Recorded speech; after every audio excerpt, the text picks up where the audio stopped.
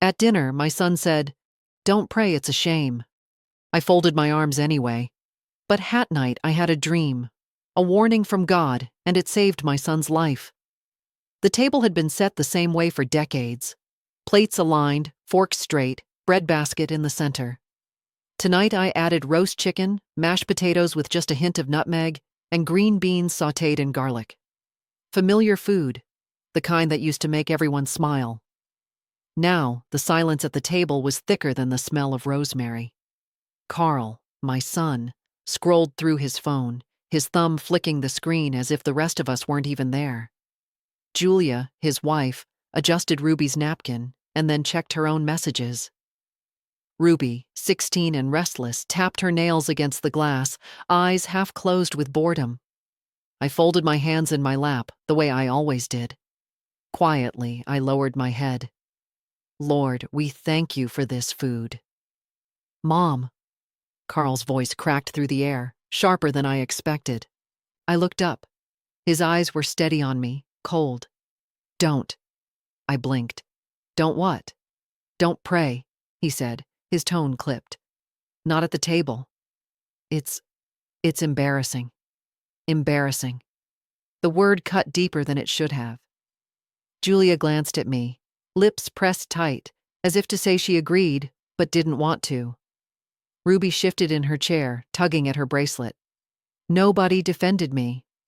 My hands stayed folded. I swallowed, then lowered my gaze again.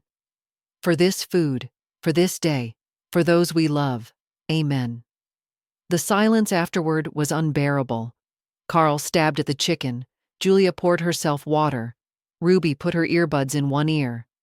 No one said another word. I chewed slowly, my throat tight. I'd prayed over meals since before Carl could walk. I'd whispered grace when Frank was alive, when we could barely afford more than boiled potatoes and bread. Prayer had carried me through widowhood, through years of raising a boy alone. Now it was called shame. After dinner, they drifted into the living room, the glow of the television swallowing them whole. I stayed behind, rinsing plates, stacking dishes with careful precision. My hand shook only once, when Carl's word echoed in my head again. Embarrassing. I sat at the kitchen table after everything was cleaned, the room dim except for the lamp over the sink. I folded my hands once more, but this time no words came. Just silence, heavy but steady, like a stone I could carry. From upstairs, laughter rose, the kind of laughter that made me feel invisible. I glanced at the old Bible resting by the window, the pages soft from years of use. Tomorrow was Sunday. I knew what I'd do, even if they mocked me, even if they rolled their eyes. Because prayer was never about them. It was about me, and the God who had never once called me an embarrassment. Sunday morning always began the same way for me. The kettle whistled, filling the kitchen with steam. I buttered one slice of toast, nothing more. My black skirt hung on the chair by the door, pressed the night before. A scarf waited beside it, folded neatly, ready to cover my shoulders. The house, however, did not match my order. Music thumped faintly from Ruby's room upstairs. Julia was already on her phone in the living room, voice brisk as she checked emails. Carl shuffled in late, yawning, scratching his neck. "You're going?" he asked when he saw my clothes. "I am," I said calmly. He frowned. "Mom, it's Sunday. Can't you just stay home? Relax like normal people?" "This is how I relax," I replied. My voice was steady, though my chest tightened. Julia looked up from her screen. "Carl's right. It's old-fashioned. People don't go to church anymore. Not really.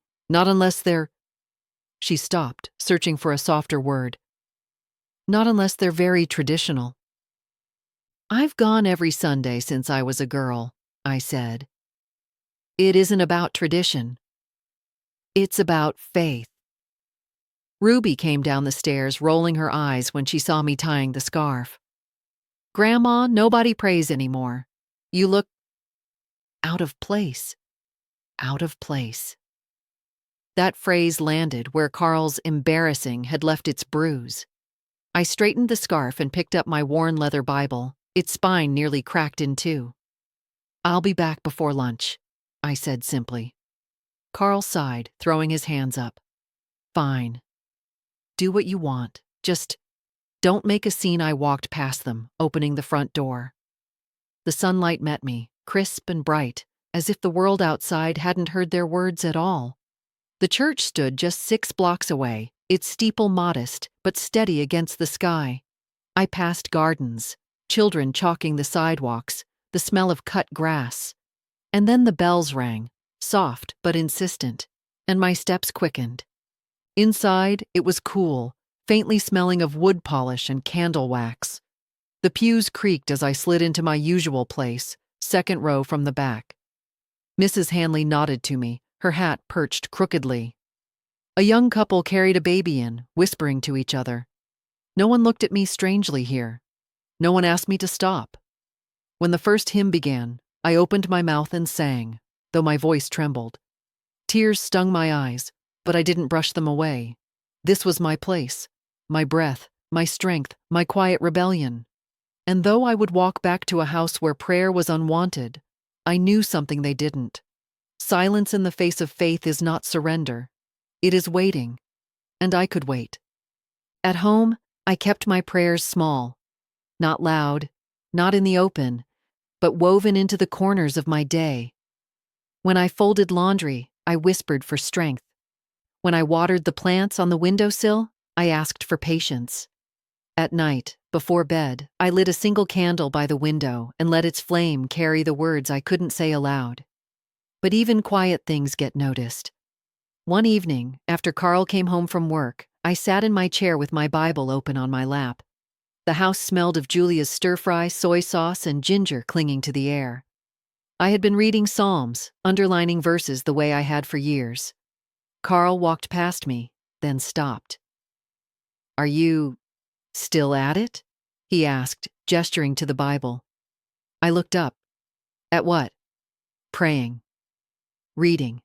Whatever his tone wasn't cruel, just tired, as if my faith were an inconvenience. I closed the book gently. "Yes," I said. Julia entered then, holding a dish towel. She caught Carl's expression and smirked. "You know she can't stop," she said. "It's like her hobby." "Better than television," I replied. My words were soft, but the air tightened anyway. Ruby, who had been sitting on the couch scrolling through her phone, snorted. "Grandma, seriously, do you really think God is listening? Like, actually listening?" I turned to her, not angry, just steady. "Yes." Always she laughed, but not cruelly. More like a teenager who couldn't imagine believing in anything invisible. "That's... wow." Carl rubbed his forehead. "Mom, you don't have to answer every time. Just let it go." But I couldn't. Not when every word they said chipped at what kept me standing. Later that night, when they'd all gone upstairs, I remained in the kitchen. I brewed chamomile tea, sat at the table, and opened my notebook. My prayers had become written too, in shaky cursive across lined pages. "Lord, they don't see you yet, but I do. Keep them safe. Keep me patient." I closed the notebook and blew out the candle. Darkness folded around me, but it wasn't heavy. Upstairs, I heard Carl's footsteps, the creak of the bed as he settled in. My boy. He was still my boy, no matter how many walls he built with words like embarrassing and hobby. I whispered into the silence, "One day you'll know. One day you'll need this." The flame was gone, but the smell of smoke lingered, a reminder that even small light leaves a mark. And I was willing to leave mine, even if they didn't see it yet. The following Sunday, I rose early again. The house was quiet, the kind of quiet that holds its breath. I boiled water for tea, buttered one piece of toast, and set out the same black skirt and scarf. My Bible waited on the counter, worn edges showing the years. Carl came downstairs halfway through my tea. He was already dressed in jeans and a pressed shirt, car keys jingling in his hand. "Where are you going this time?" he asked. "Church," I answered. He sighed, a long exhale that seemed to pull the air from the room. Mom, don't you ever get tired of this? Tired of faith? I asked softly. Tired of insisting, he said. You know how it makes us look? Julia's colleagues ask why you're always walking down to that place every Sunday. Ruby says her friends tease her about it. I placed my cup down carefully. If they tease, it's not because of me. It's because they don't understand. Julia entered then, brushing her hair back, earrings glinting. She gave Carl a quick look, then turned to me. Mom, it's not that we don't respect you. But it's outdated. People think it's superstitious. You don't have to keep parading it around. Parading? The word stung. I stood, adjusting my scarf. It's not a parade. It's prayer. It's the only reason I made it through the years after Frank died. The only reason Carl grew up in this house with food on the table. Carl groaned. Please don't drag Dad into this. Just try not to be so obvious, okay? Can't you pray in your room where no one sees? I looked at my son, my boy who once knelt beside me at bedtime, whispering, Now I lay me down to sleep with sleepy eyes. That boy was gone, replaced by a man afraid of being embarrassed. Ruby appeared on the stairs, earbuds hanging around her neck. Grandma, do you have to go again? Like every Sunday? It's a lot. It's once a week, I said. She shrugged, already turning away. Still feels like more. I tied the scarf tightly, as if to keep myself from breaking. I'll be back for lunch, I said. Carl muttered, Just don't make a scene, as I opened the door. Outside, the morning sun was warm, the air carrying the faint smell of lilacs. My steps felt heavy, but steady. The bells of St. Matthew's rang in the distance, low and patient. They called me embarrassing, out of place, superstitious. But as I walked toward the church, I whispered to myself, Faith doesn't wait for permission. And though my family closed their ears, I knew one truth. Someday, one of them would need what I carried, and I would be ready. That night, after another Sunday spent in pews and prayers, I returned home, tired but calm. The house buzzed with noise, television laughter, the scrape of utensils against bowls, but none of it reached me. I washed my face, folded my skirt over the chair, and lay down in bed. The air was cool, the window cracked open. Sleep came quickly, but it was not the soft kind. I dreamed of Carl. He was standing at an intersection, the red light glaring above him. Cars streaked past, horns blaring, tires screeching. He stepped forward, distracted, his phone glowing in his hand. I tried to call out his name, but no sound left my throat. Then, a crash. Metal twisting, glass shattering, a sound so sharp it tore through the dream. I saw his body flung sideways, faceless people screaming, a siren wailing in the distance. My hands reached out, trembling, but he was too far.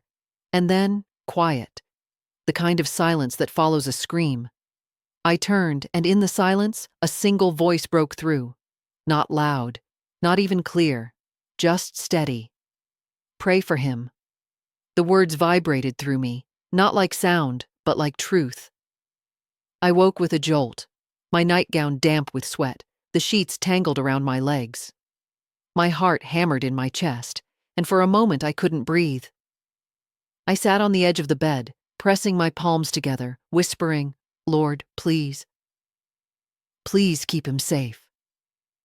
The clock read 3:17 a.m. The house was still. Only the refrigerator hummed faintly in the kitchen. I walked barefoot down the hallway, careful not to wake anyone, and lit the small candle I kept on the windowsill. The flame wavered, casting shadows across the room. On the table, I opened my Bible. My eyes fell on a verse I had underlined years ago. The Lord will keep you from all harm. He will watch over your life. Tears blurred the words.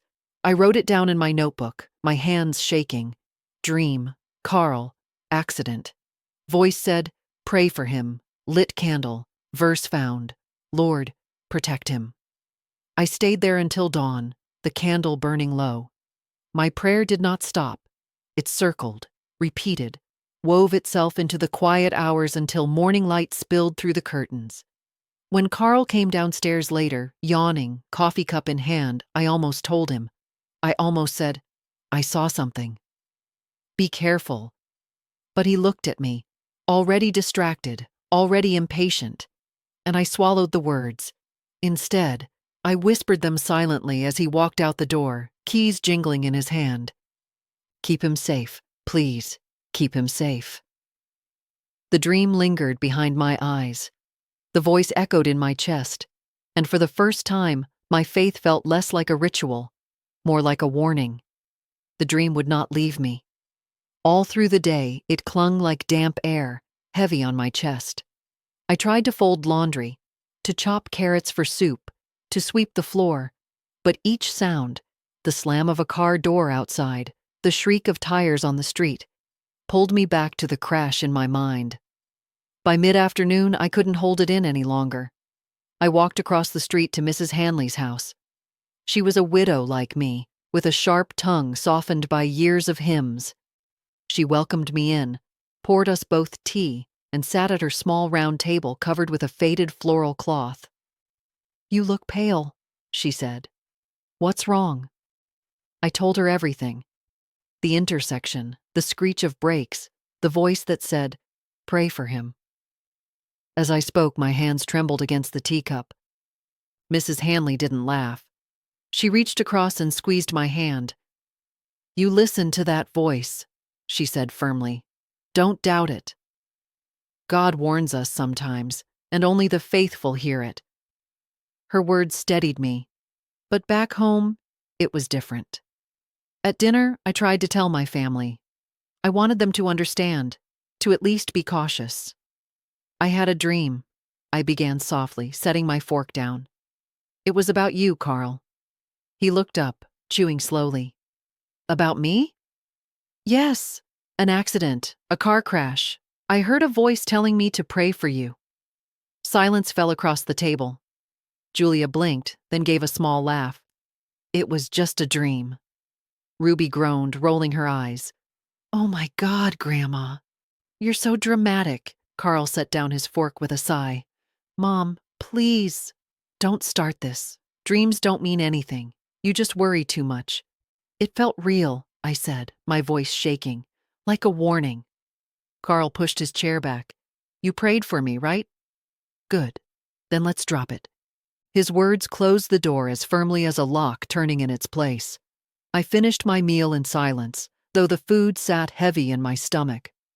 After they drifted into the living room, I returned to the kitchen, lit my candle again, and prayed. "Lord, I don't care if they laugh," I whispered. "I don't care if they call me dramatic.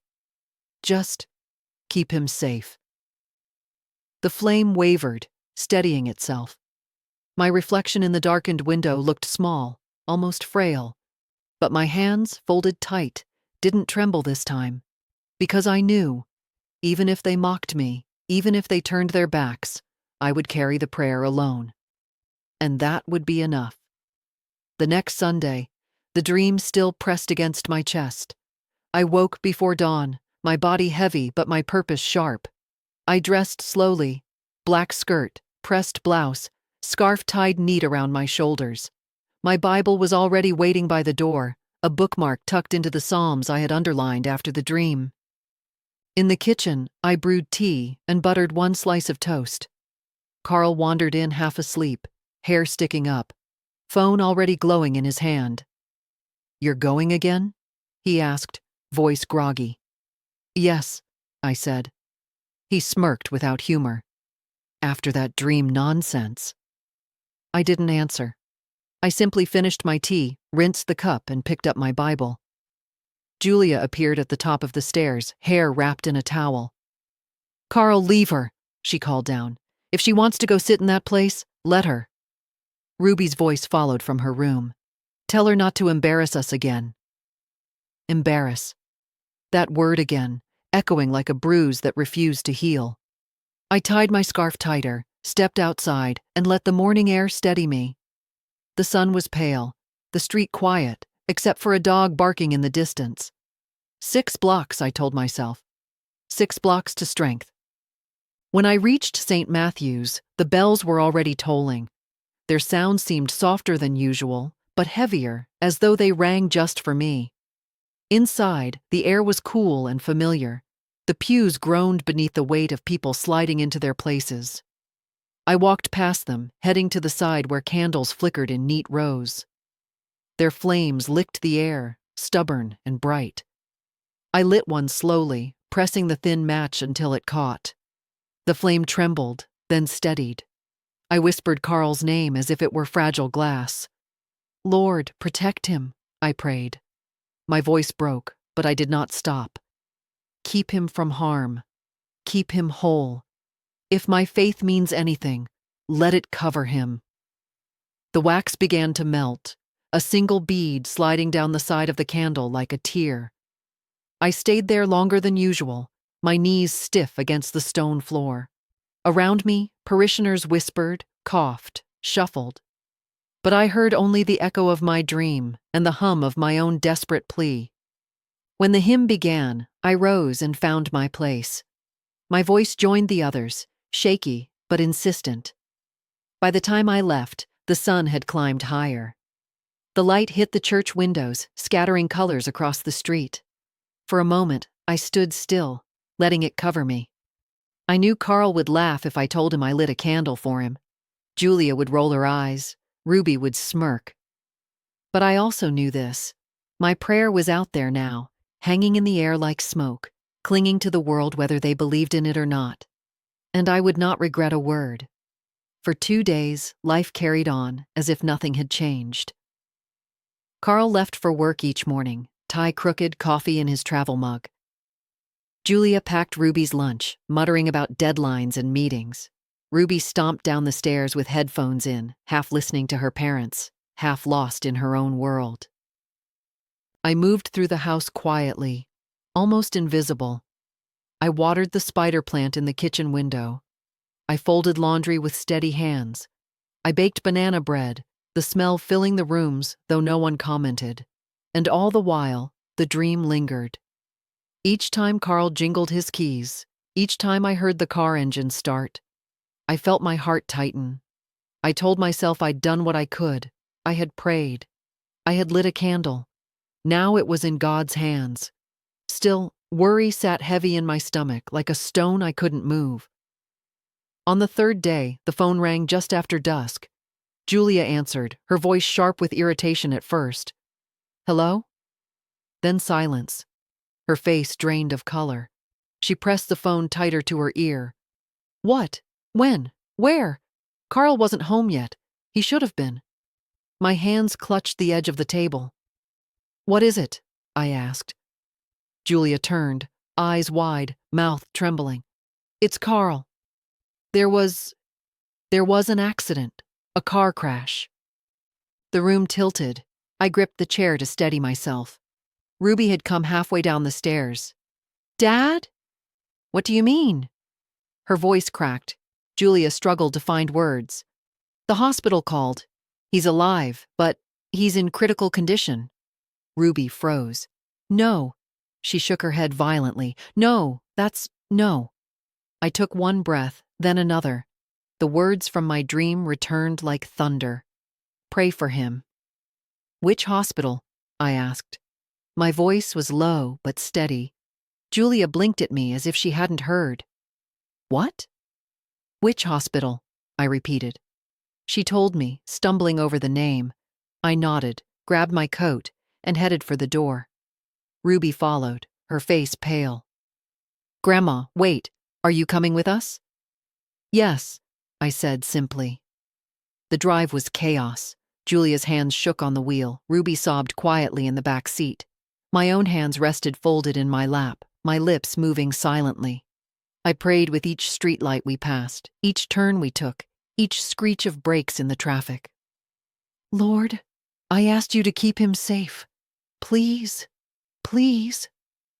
When the hospital lights came into view, bright and sterile against the night, my heart clenched. We rushed inside, the smell of antiseptic sharp, the sound of hurried footsteps echoing down wide halls. At the desk, Julia's voice cracked. "We're here for Carl Bennett. The car accident." The nurse's eyes softened, then she gestured toward the waiting area. "Take a seat. The doctor will come speak with you." We sat. The chairs were cold, the clock on the wall ticking too loud. I folded my hands once more, and this time I didn't care who saw, because I knew. This was the moment the dream had been pointing to all along. The waiting room smelled faintly of bleach and coffee gone bitter. Chairs lined the walls, thin cushions sagging in the middle. A television played silently in the corner, showing a weather forecast no one cared to see. Julia sat hunched forward, elbows on her knees, hands pressed to her mouth. Ruby leaned against her, eyes swollen, a tissue clutched in her fist. I sat beside them, my hands folded in my lap, lips moving in prayer no one else could hear. After what felt like an hour, but might have been 10 minutes, a doctor in green scrubs approached us. He carried a clipboard, but didn't look at it. His face was enough. "Family of Carl Bennett?" Julia shot to her feet. Yes, I'm his wife." The doctor nodded. "Your husband was in a severe collision. Another driver ran a red light. He has multiple fractures, significant internal bleeding. We've stabilized him for now, but—" He hesitated, eyes lowering. "It's critical." Ruby made a sound between a sob and a gasp.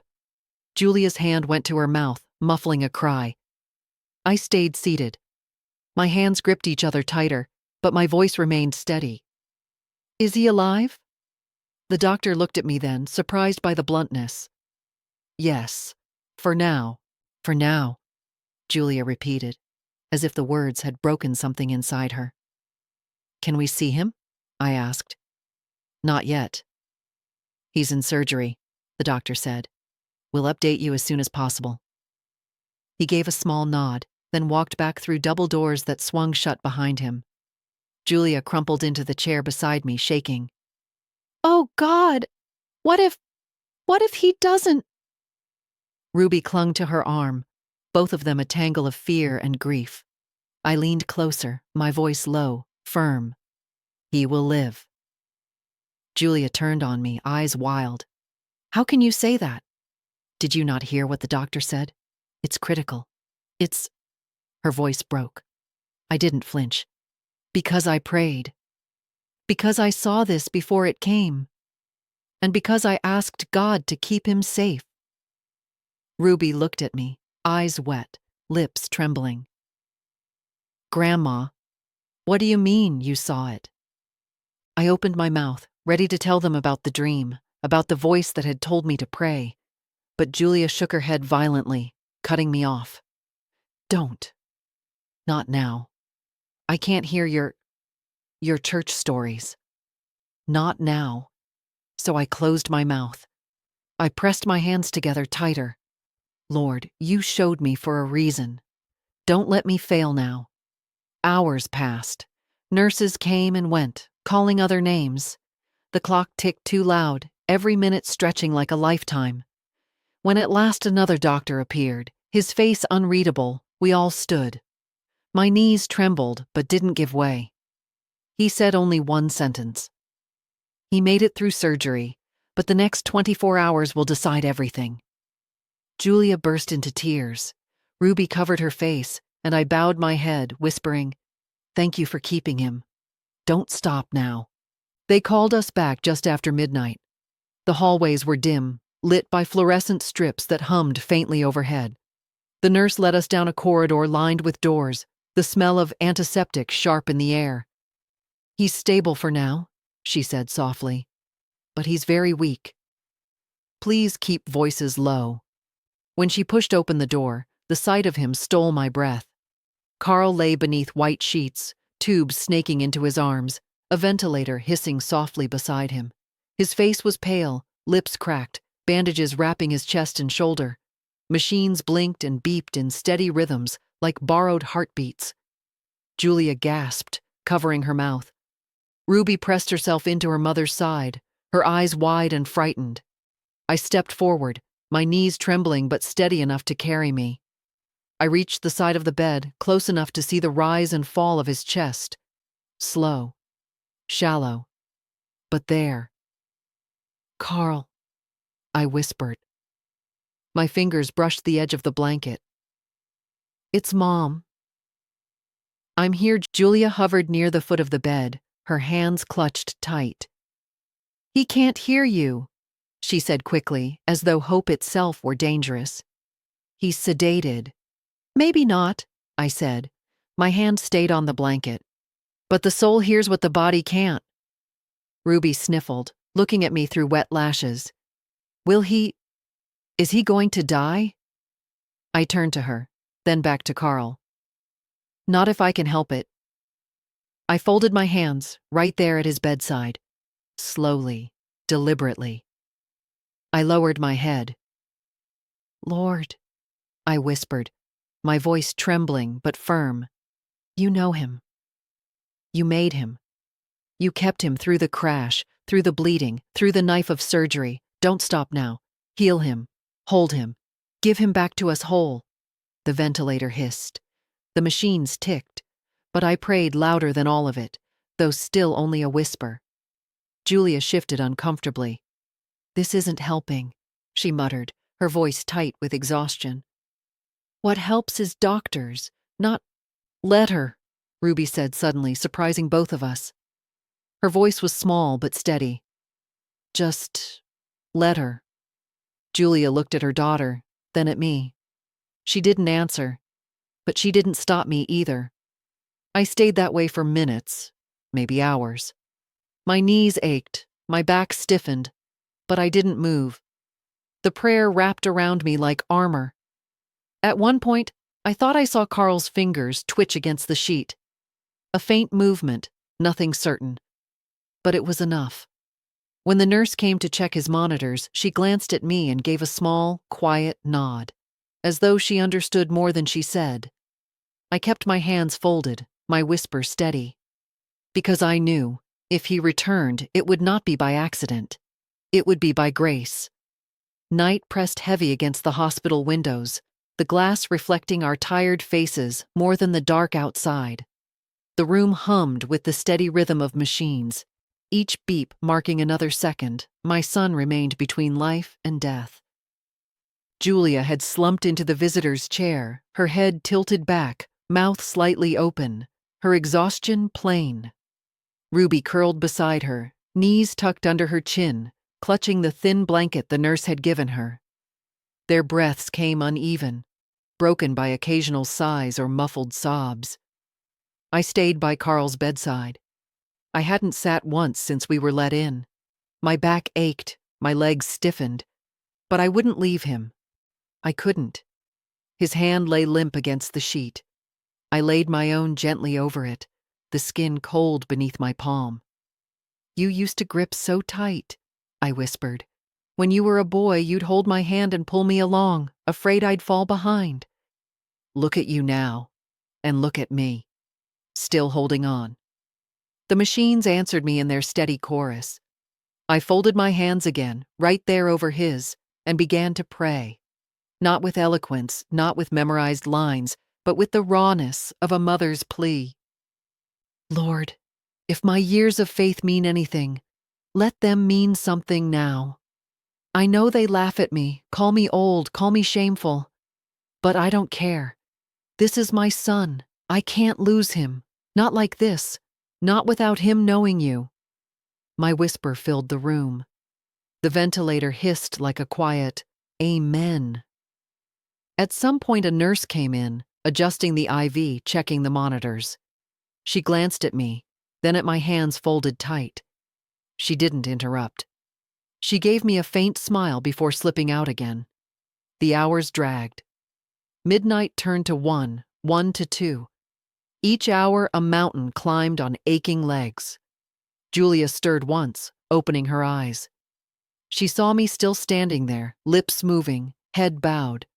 Her face tightened, half frustration, half something else I couldn't name. She closed her eyes again without speaking. Ruby shifted in her sleep, whispering, "Dad, please," before sinking back into silence. My heart broke, but I kept praying, for her as much as for him. By 3 o'clock, fatigue pressed on me like a weight. My eyes burned, my knees threatened to give. Still I whispered. Still I clung to the one thing I had left. Then, just barely, I felt it, a twitch beneath my palm. Carl's fingers moved, small, almost nothing, but real. My breath caught. "Thank you," I whispered fiercely. "Don't stop now." The machines continued their rhythm, unchanged, unalarmed, but my heart surged, because in that tiny twitch, I felt it. Hope. And hope was enough to keep me standing until dawn. Dawn crept in through the blinds, faint streaks of gray and pale gold spreading across the sterile walls. Julia stirred first, stretching stiffly in the visitor's chair. Ruby rubbed her eyes, blinking in confusion, until she remembered where she was. Her face crumpled, and she buried it in her hands. I hadn't moved from Carl's side. My back ached, my legs were numb, but my hands still rested over his. The faint twitch I had felt in the night gave me strength to stand straighter now, even as fatigue pressed like sandbags on my shoulders. The door opened softly. Dr. Layton, the surgeon from the night before, stepped in. His eyes moved from the machines to Carl, then to us. He looked less severe this time, as though he carried a sliver of better news. "He made it through the night," he said. "That's more than we dared hope for yesterday. His vitals are stronger this morning." Still fragile, but holding Julia gasped, her hand flying to her mouth. Ruby let out a shaky laugh that was almost a sob. "Does that mean—" Julia's voice trembled. "Does that mean he's going to live?" Dr. Layton's expression softened. "It means he's fighting. And if he continues like this, yes, I believe he has a good chance." Julia broke then, tears running freely down her face. She clutched Ruby against her, rocking her gently as though Ruby were a child again. I stayed still, only bowing my head. "Thank you," I whispered, so quietly only I could hear it. The doctor gave instructions about the hours ahead: monitoring, possible complications, continued observation. His voice was clinical, steady, but even he allowed the faintest smile before leaving the room. As soon as the door clicked shut, Julia turned to me. Her eyes were red, her face blotched, but her voice was sharp. "How can you be so calm? Do you even realize how close we came to losing him?" "I realize," I said softly. Ruby sniffled. Grandma didn't leave his side all night. She was praying. Julia's head snapped toward her daughter, then back at me. Her lips pressed into a thin line. "Praying," she repeated, as though testing the word. "Yes," I said simply. Silence stretched. Ruby studied me, eyes wide with something I hadn't seen before, something like respect. Julia looked away, but her shoulders sagged, as if a fight inside her had lost some strength. Carl lay motionless still, machines breathing for him. But there was color in his cheeks now that hadn't been there yesterday. I bent close to him, whispering, "You keep fighting." "I'll keep praying." Julia exhaled shakily. "If he makes it, if he really makes it, I don't know what to think anymore." "You don't have to think," I said, folding my hands once more. "Just watch." And in the quiet of that sterile room, the hum of machines seemed to echo my words back at them. By afternoon, the sun broke through the clouds, casting soft beams through the hospital windows. The room seemed lighter, though the machines still clicked and hummed. Nurses came and went, adjusting IVS, checking monitors, writing notes. Each time they left, I stayed, refusing to step away from Carl's side. Julia returned from the cafeteria with a paper cup of coffee, her face drawn, her hands trembling as she sipped. Ruby sat near the window, hugging her knees, staring out at the parking lot below. The silence between us was thick, like a wall none of us knew how to break. I knew it was time. The dream had burned inside me for days, pressing on my chest, demanding release. If I kept it hidden, they would never understand. I cleared my throat softly. There's something you need to know. Julia's eyes flicked up, wary. What now?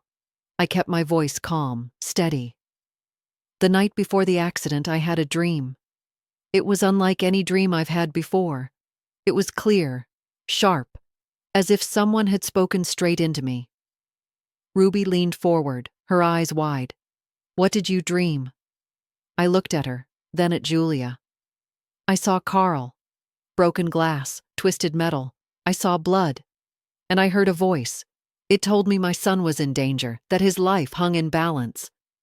Julia stiffened, her lips parting, ready to interrupt. But I raised a hand gently. The next morning I went to church, I continued. I lit a candle for him.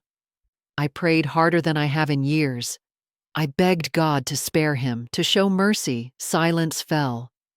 Even the machines seemed quieter. Ruby's mouth dropped slightly. And then, her gaze shifted to her father, lying still beneath the sheets. And then the accident happened. Yes, I whispered. And though he's broken, though he should have died, he didn't. He's still here. Do you see? It wasn't chance. It was grace. Julia let out a shaky laugh, but it wasn't mocking. It was brittle, uncertain. You can't possibly believe a dream changed anything. He survived because of surgeons, because of medicine, because God used them, I said firmly. My voice was gentle but unyielding. The doctors worked, yes. But tell me, Julia, why did he live when so many others don't? Why did he cling to life when everything was stacked against him? Her mouth opened, then closed. She had no answer. Ruby was the first to speak. Her voice trembled. You prayed for him, and he's still alive. Tears filled my eyes. Yes, child. That's exactly what I'm saying. Julia looked down at her coffee cup, her knuckles white around it. She said nothing more. But Ruby's eyes never left me. For the first time, I saw belief flicker there, like the flame of a candle just lit. That evening, just as the sky outside bruised into twilight, the steady rhythm of the machines shifted. A shrill alarm pierced the room, sharp and merciless. Carl's heart monitor spiked, then dipped dangerously low. Ruby gasped, clutching her knees. Julia shot to her feet, panic flashing across her face. What's happening? She cried, her voice breaking. Two nurses rushed in, their movements quick but precise. One adjusted the IV lines, the other pressed buttons on the ventilator. He's in distress, one said curtly. Page Dr. Layton now. Julia's hands trembled so violently she nearly dropped her cup. Oh, God, no. Ruby pressed her face against her knees, muffled sobs shaking her shoulders. I stayed standing by the bed. My heart raced, but my body did not move. This was the very valley my dream had shown me. The edge of life, the shadow of death. And I knew what I had to do. I folded my hands over Carl's chest, just above the bandages, ignoring the startled look from the nurse. My voice rose, not loud, but clear, steady against the chaos. Lord, I will not let go of you now. Not when the storm has broken, not when my son is in the valley. You gave me this warning. You told me to pray, and I will not stop until he is pulled back into life.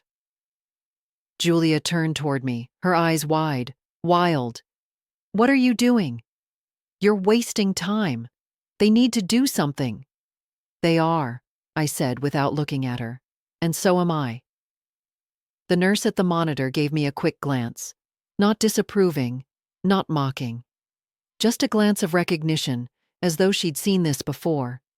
Seconds stretched like hours. The monitor dipped again, flat for one breath, two. Julia sobbed openly now, her face crumpled, her voice cracking into the air.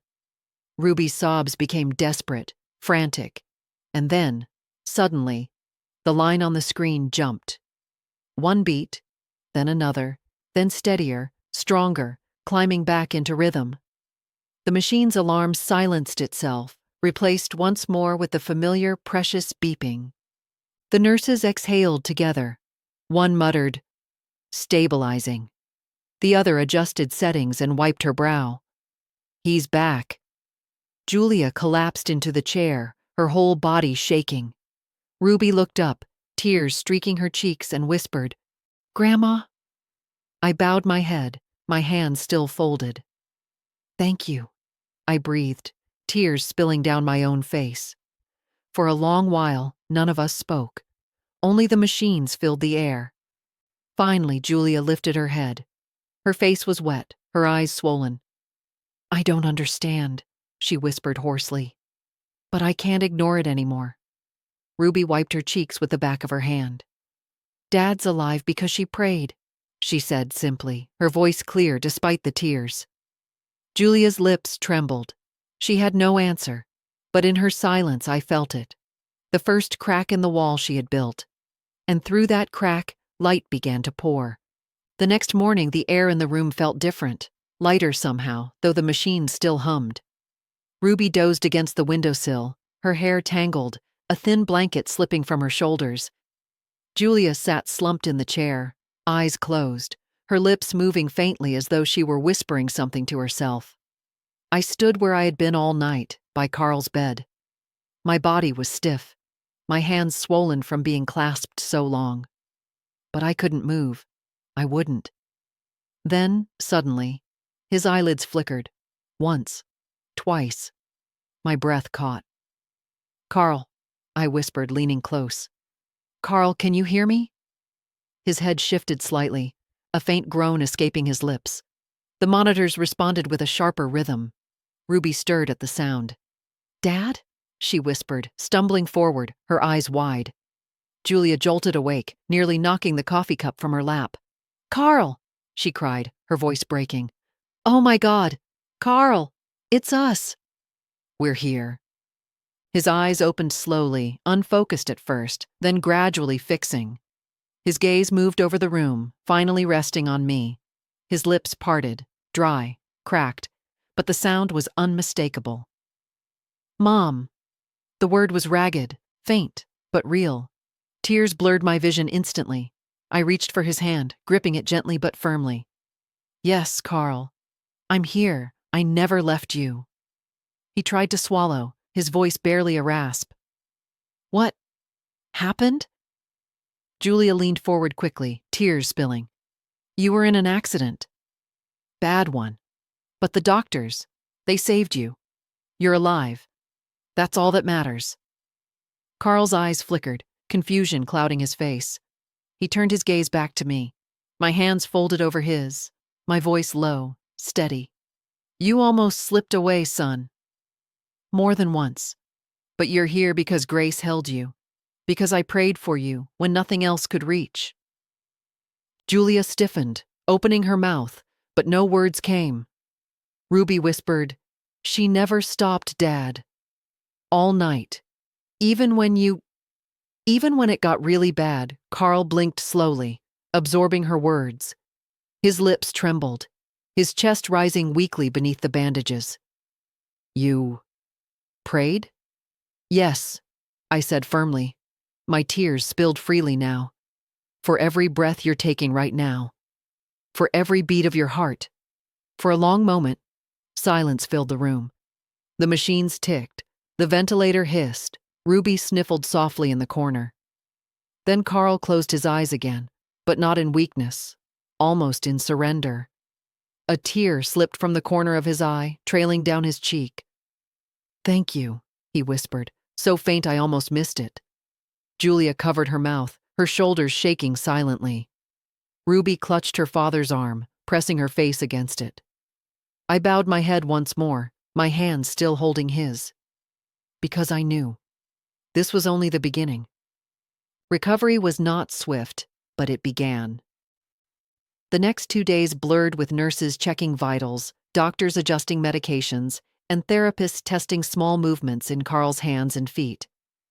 Every improvement, no matter how slight, felt like a miracle. A squeeze of my hand, a flutter of his eyelids, a faint nod when asked a question. Each one was proof that hope had not deceived me. Ruby hardly left the room. She brought her homework, sprawled across the windowsill, reading aloud little passages just so her father would hear her voice. Julia moved restlessly, pacing the length of the room, constantly checking her phone, as though trying to anchor herself in both worlds at once. I stayed where I always had been, by his side. On the third evening, after Carl had dozed off into a light, medicated sleep, the three of us sat in the quiet. The machines hummed, but for once no alarms shrieked. The air carried a strange stillness, as though the room itself was waiting. Ruby was the first to break the silence. "He's alive because you prayed, Grandma." "I know it." Her voice was steady, no longer hesitant. Julia rubbed her temples. "Ruby." "No, Mom," she said firmly, surprising even herself. "I saw it. When he flatlined that night, Grandma prayed, and he came back. You can't just ignore that." Julia's mouth tightened, her eyes tired and red. "I'm not ignoring it. I don't understand it. I've always believed in medicine, in science. That's what saves people. Not," she gestured toward my clasped hands, "this." I didn't answer immediately. I let the words linger in the room, let Julia hear them echo against the steady beat of her husband's heart monitor. Then I spoke quietly, evenly. "Medicine is a gift. Science is a gift. But they are not separate from God. They are tools in His hands. You think the surgeons worked alone? Number. They worked with wisdom they didn't create, with skill they were given. Prayer isn't against science. Prayer fuels it." Julia stared at me, silent. Her jaw trembled, though she tried to hide it. Ruby reached out, slipping her small hand into her mother's.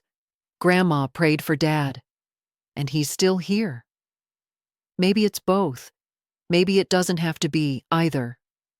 Or Julia looked at her daughter, then at me. Slowly, cautiously, she nodded. Not a full agreement, not yet, but no longer outright dismissal. For me, that was enough. Carl stirred slightly, his lips parting, his eyes flickering open.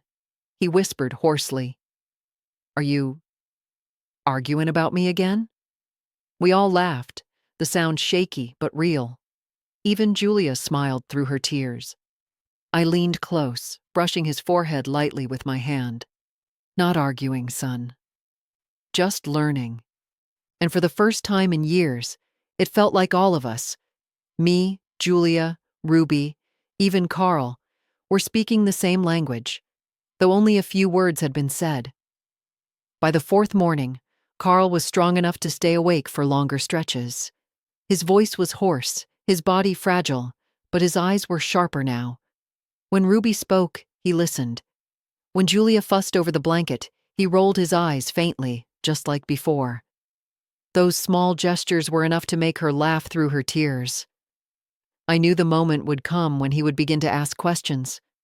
Not just what happened, but why. It was just past noon when it began. The nurse had stepped out after adjusting his IV. Julia was scrolling through her phone, Ruby half asleep in the corner. Carl shifted against the pillows, wincing, then turned his gaze on me. "Mom," he rasped, his voice gravelly but clear. "I keep seeing it." The crash. Over and over I leaned closer. "Tell me." His brow furrowed. The road was slick. A truck came out of nowhere. I tried to swerve, but his hand twitched faintly, like it was still gripping the wheel. The sound, glass shattering, the weight crushing me. I thought I was gone. Julia stiffened, putting her phone down. Ruby sat up, eyes wide. Carl's breathing quickened, the monitors responding. I laid my hand gently over his. "You're here now. Safe. Let the memory pass," but he shook his head weakly. "No, there's more." I remember a voice in the dark. When everything stopped, when I couldn't move, I heard someone calling my name, soft but steady, telling me to hold on. Ruby's lips parted. Julia glanced at me, startled. Carl swallowed hard. Was it you? Were you praying? I nodded slowly. Yes. All night. Every moment. I prayed for you when no one else could reach you. His eyes filled with tears, spilling silently down his temples. I thought I imagined it. But it was real. Julia's breath hitched, her hands trembling in her lap. Ruby whispered, She never stopped, Dad. Not once. For a long while, Carl stared at the ceiling, tears streaking his face. I mocked you, he said finally. His voice cracked, raw with shame. I told you praying was useless. Shameful. And you? You saved me. I shook my head, my own tears burning hot. No, son. God saved you. I only held the line. He closed his eyes, sobbing softly. Julia leaned forward, pressing her forehead to his arm. Ruby curled against the bed rail, clutching his sleeve. The room was thick with silence, broken only by his uneven breaths and the soft hum of the machines. When Carl opened his eyes again, he looked straight at me. There was no mockery, no dismissal, no wall between us. Only a trembling acknowledgement. Teach me, he whispered. When I'm stronger. Teach me to pray. My heart broke open. For the first time, the shame he had once thrown at me turned to hunger, for the very faith he had despised. And I knew. This was the miracle I had been waiting for all my life. 2 weeks later, Carl was discharged. His steps were unsteady, his ribs still bound in bandages, but he insisted on walking out of the hospital without a wheelchair. Ruby clung to one arm. Julia hovered on the other side, steadying him. I followed behind, holding his overnight bag, my heart swelling at the sight of him standing, breathing, alive. At home, the days fell into a gentle rhythm. Julia cooked soft foods. Ruby brought her father water and books, and Carl rested in the recliner near the window. The house was quieter, but not with fear this time, rather with reverence. One evening, as the sun dipped low, Carl cleared his throat. His voice was still rough, but steady. Mom, he said, looking at me, you said God saved me. You said prayer held me. I want to see what that means. I want to go where you go. Julia's eyes widened. Ruby's hands clasped in excitement. My own heart skipped. You mean church? I asked softly. Carl nodded. Yes, if I can walk, I can go. That Sunday, for the first time in years, I wasn't alone as I pulled open the wooden doors of our little church. Sunlight poured through stained glass windows, painting the pews in warm colors. The air smelled faintly of candle wax and polished wood. I had always walked down the aisle quietly, slipping into the same seat near the middle. But this time was different. This time, Carl walked beside me, his steps slow but determined. Julia held his arm, her lips pressed together nervously. Ruby skipped ahead, sliding into the pew with wide eyes. Whispers rippled through the congregation. They all knew me, the woman who prayed alone, the mother whose son had laughed at faith. And now here he was, fragile but alive, entering the house of God with me. The service began with soft hymns. My voice wavered at first, trembling under the weight of tears, but Ruby's bright, clear singing carried me.